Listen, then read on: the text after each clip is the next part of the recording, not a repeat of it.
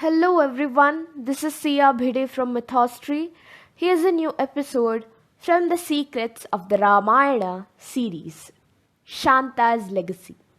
Dasharatha, the ideal king, husband of three beautiful wives, and father to four handsome sons, has another daughter.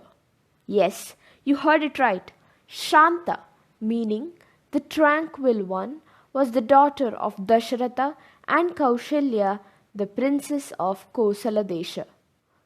A princess who was proficient in the fields of warfare, Vedas, Nritya, Sangeeta, and charmingly beautiful yet sincere. Once, King Romapada, friend of Dasharatha and brother-in-law of Kaushalya, happened to visit them. Matula! My favorite Matula is here! Cried young Shanta as soon as she laid her eyes on him. Romapada instantly felt fatherly affectionate towards Shanta, and his face lit up. Dasharatha and Kaushalya noticed this but didn't bring it up. After a few days, when it was time for Romapada to leave for his kingdom, Dear Bandhu, I know you're the most wonderful parents that a child could have. But you know that I'm childless and I crave for a daughter. It is a very big thing that I'm asking you for. But could you please give Shanta to me in adoption? Take your time, Bandhu. But I would be very much pleased if you gifted me a princess to Angadesha. Hearing this, both Dasharatha and Kaushalya looked shocked and after a while decided to understand Romapad's point of view. After a lot of hesitation, Kaushalya asked her daughter, Shanta, would you like to go to your Matula's house? An excited Shanta replied in affirmative and went to Angadesha with him, becoming the princess of Angadesha and daughter to Romapada and Varshini, Kaushalya's sister. As seasons flew, Shanta grew up to be a beautiful and attractive woman. During one such year, the kingdom underwent terrible drought and famine. The royal priest suggested that Rishyashringa, whose name means one born with the horn of a deer, who happened to be a young celibate and a hermit with great tapas or powers, must lay his feet into the kingdom of Angadesha and stay in the capital for a few days. He is said to be so pure that with his tapas he could bring rains to the kingdom. Shanta, who had been listening to all this, waited till all the courtiers left and turned to her father, saying, Dear Pitamaha, please give me the chance to act like the heiress of this kingdom and give me the responsibility to bring Rishyashringa to Angadesha. Please bless me, beloved Pitamaha. Verily, Romapada granted permission and Shanta left to Sringeri, a temple town in Karnataka where in the deep forests was located the ashram of Vibhandak Rishi, the son of one of the Sapta Rishis, Kashyapa, and father of Rishyashringa. Rishyashringa was a very innocent man who hadn't seen another human other than his father, who was himself stern and serious looking. So, he had never seen a woman. When Shanta, who was utterly radiant and beautiful, went near Vibhandak's ashram when the elder had gone deeper into the woods to meditate, Rishyashringa looked at her weirdly and asked her about her identification. The intelligent Shanta did not reveal everything in a single day, but took a week to convince Rishyashringa to leave his ashram and come with her to Angadesha.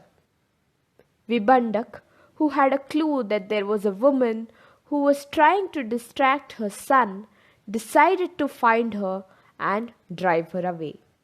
Because Rishyashringa had described a young woman who had come to the ashram earlier in the following days.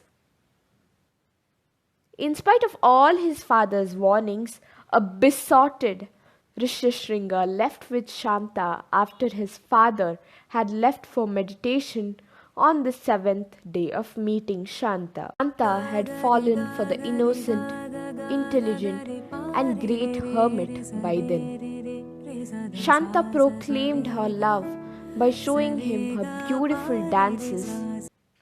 Seeing her proficiency in hunting, dancing, singing, and Vedas, Rishishringa decided to marry her. Upon reaching Angadesha, Rishishringa asked for Shanta's hand in marriage, which Romapada accepted.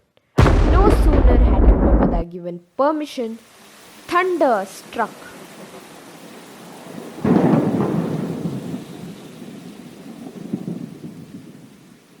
Making the citizens of Angadesha cry merrily in joy as the big droplets of rain touched the ground.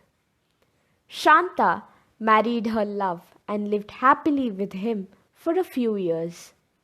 One fine day, when she had just finished her puja, a soldier from Ayodhya knocked the door of their humble abode.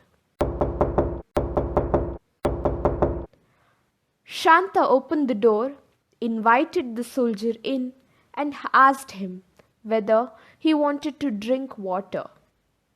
The soldier politely declined and read, "Dear daughter, hope you're doing well. I give you my heartfelt congratulations on your wedding with the great hermit. I'm extremely sorry that I couldn't attend the event.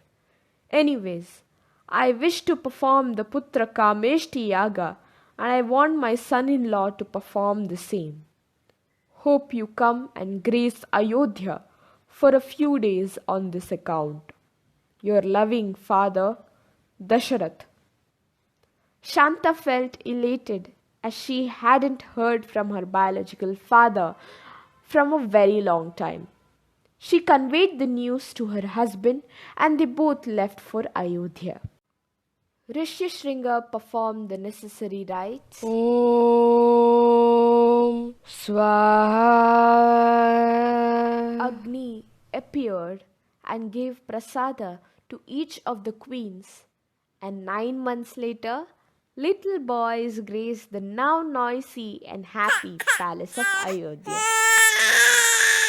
A happy Dasharath thanked Shanta and Rishishringa, and they both went on to live in their ashram for many more years, happily and in love.